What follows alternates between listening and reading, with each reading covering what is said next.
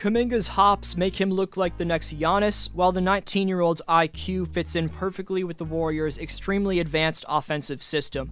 Klay Thompson remains the owner of the Sacramento Kings organization, Stephen Curry's shooting slump is officially over, and the Dubs bench mob continues to look extremely potent.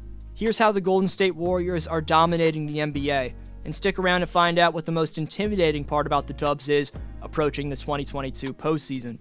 Right quick, only 12.6% of you watching right now are subscribed, so if you haven't already, please subscribe and turn on notifications. Also leave a thumbs up, it takes a few seconds and makes a massive difference. You can follow me on Instagram and Twitter at DFlowHoops and I'll follow you back.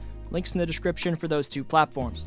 In 15 outings this season when Stephen Curry suits up but Draymond Green doesn't, Golden State's gone 11-4, which has included an ongoing 8-game winning streak. Every headline centered around Curry since he broke the all-time three-pointers record has centered around his career-worst slump, which seemed impossible for a player possessing his once-in-a-lifetime shooting chops to have. But while doubters questioned whether such a historic feat had gone to his head, or if defenses had suddenly figured him out, Curry quietly averaged a season-most 7.3 assists in January, adjusting his game when Steve Kerr needed him to most. Don't get me wrong, Steph's below 40% shooting splits from the field and from deep last month were of course far from typical. After the team's top facilitator, screen setter, and defender in Draymond went down, Steve Kerr, the front office, his teammates, not to mention Dubs Nation, have expected Curry to take on about twice as much of the two-way responsibility. To his credit, Steph's responded by perfectly adjusting his playing style, taking on more playmaking burden, while continuing his top-of-the-league defense at point guard. Steph's offense is raved about on a daily basis, but don't forget, the three-time champion isn't only number 1 among point guards in defensive rating, just ahead of Chris Paul, but he also ranks number 15 among all players, right behind the young glove Gary Payton II in total deflections. For a player of Curry's status to be that high in such an important hustle stat just proves that despite being a world-renowned icon, Steph's all about the team and has little to no toxic ego, which keeps the vibe of the locker room up even when he's not shooting it well. It's very rare for a superstar of his caliber to have little to no toxic ego, by the way. But Steph is sniping like his typical self over the last 4 outings, as he's averaging 27 points, shooting 48% from the field and from three-point range. A film room breakdown on Jonathan Kuminga is next, but in a bunch of Warrior videos I've posted in 2021-22, we've gone in depth on not just the top options around Steph, Klay, and Dre, and Andrew Wiggins and Jordan Poole, but Gary Payton II, Kevon Looney, Otto Porter Jr., Juan Toscano-Anderson, even evil Curry, Chris Chiozza. The one man who's gone completely overlooked is the 29-year-old undrafted product out of Louisville in Damian Lee. Lee's not the lengthiest or most noteworthy Warriors defender. He is solid on that end of the floor, but his real value comes with his ingenuity offensively, as displayed on Thursday night with his long 1-2 step to get himself open for a corner triple. Damian has tremendous balance and footwork on his jumper, with a fundamentally sound release as well. Per game, the former Cardinal is taking 3 triples and knocking down 38% of them while averaging 8 points on 46% shooting from the floor. Best part about Damian is how he elusively moves off the ball while other action is being run. He's established himself as one of the best off-ball cutters in the game today. For his 42 outings of solid basketball, Lee getting some respect was long overdue. Moving on to the rook setting the NBA on fire, Jonathan Kuminga is an athletic beast whose pogo stick leaping ability defies physics. In their quest for another championship, John's the poster boy for the Golden State Warriors' unprecedented philosophy of surrounding their core with reliable and steady role players who are complementary, all while retaining draft picks and focusing on the development of their youth in an attempt to rebuild on the fly. By now, we know what Kuminga brings to the table: the springiness, raw defensive instincts, and an inherent feel for the game that's an extremely rare commodity among teenagers. Sacramento's one of the worst defenses in basketball, and that lack of team-wide stopping power was the ideal playground for Kuminga to display his full arsenal offensively. This possession is originally meant to be a low-post split action. The primary and secondary options, the down screen and the slip and cut toward the rim, are off the table, so the last resort option is a low-post isolation, Kuminga's natural bucket getting in the paint makes him perfectly suited for that last resort option. Also, his polished footwork, patience, and ability to manipulate defenders beyond his years allows him to pull off a nifty veteran-esque post move right here. As SB Nation's Joe V-Ray pointed out, a skill that isn't being talked about with Kuminga enough is his screen setting. Golden State has the least frequent pick-and-roll operators in the league, to be fair, as their 14 pick-and-roll possessions per game ranks number 29.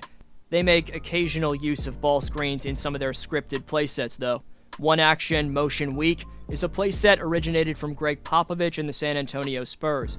On your screen, the Warriors run Motion Weak at the beginning of the fourth quarter against Sacramento.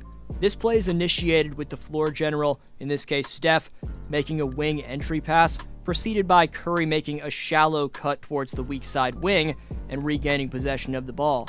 Directly after the rock spin reversed back to Curry, a screen placed underneath the rim known as a cross screen is then set for the player who will set the screen for the ball handler, otherwise known as a ram screen or screen the screener action, and that should flow into an empty corner pick and roll. But Davion Mitchell and Damian Jones don't even wait for the screen to be set, they immediately spring a double on Curry, who passes back out to Juan Toscano. Kuminga senses behind him that there's a free lane to the hoop. He subsequently dive cuts, and JTA easily finds him with a pinpoint lob pass for the finish. Kuminga wasn't able to fully set the screen, but he knew the lay of the land behind him and acted accordingly. That's a massively important trait to have as a screen setter for the likes of Curry and Klay Thompson, who will often draw doubles around ball screens and will count on a rim-running force such as Kuminga to punish defenses for their commitment to the ball. And Kuminga may be the most dangerous roll man that either Curry or Klay have ever played with. While the empty side corner pick and roll right here doesn't materialize, at least in the traditional sense, Kuminga was able to score on a more cookie-cutter version with Klay as his ball handling partner. Kuminga's well aware of perhaps the number one rule when it comes to the Warriors' offense: screen for a shooter whenever a shooter's nearby. Kuminga sets the wide down screen for Thompson right here, and with no one on the strong side corner, it turns into an empty side screen and roll action. Thompson draws two around the screen, finds Kuminga with an exceptional pocket pass. The weak side low man rotates over in an attempt to stop Kuminga, who showcases his ability to adjust his shot mid-air, finishing at the hoop. But for a team that sets the most off-ball screens in the NBA with 10.7 off-ball screen plays per game, it's necessary for the non-shooting contingent to be aware of shooters running toward their area, which is often a ringing alarm clock signaling them to set a screen.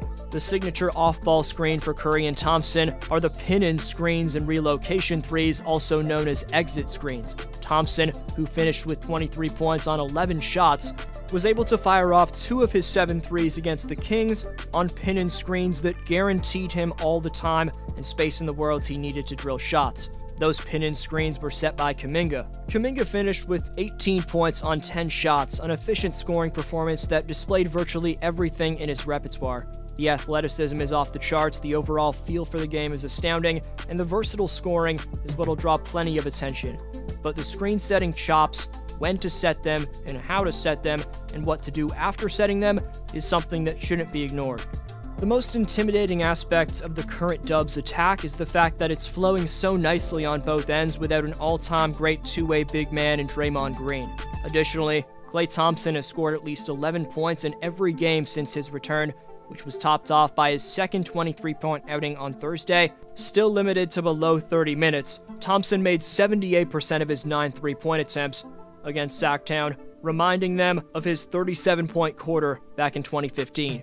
But whether it's Klay, the Dubs' beastliness minus Dre, or Steph's slump being over, what's the most intimidating part about the Warriors' dominance? Best answer in the comments earns next video shoutout. Top 5 commenters with the most shoutouts by March 21st receive free NBA merchandise of their choosing, so leave your take on today's question to compete in Community Speaks.